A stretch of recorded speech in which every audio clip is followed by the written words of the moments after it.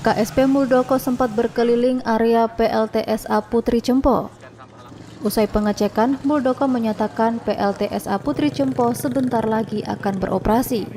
Meski demikian, menurut Muldoko masih ada beberapa hal yang harus dibenahi. Hal tersebut antara lain uji sertifikasi layak operasi atau SLO dan luasan lahan.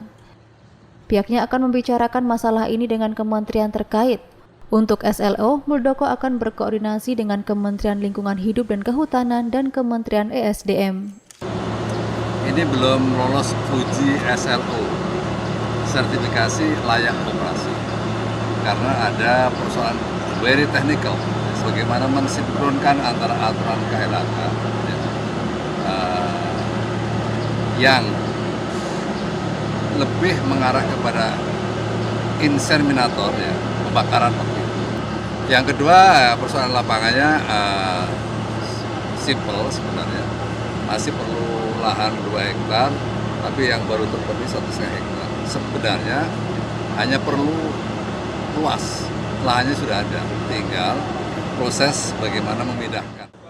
Awalnya PLTSA Putri Cempo ditargetkan beroperasi pada akhir 2022 lalu. Kendala-kendala tersebut diharapkan rampung pada 2023 ini.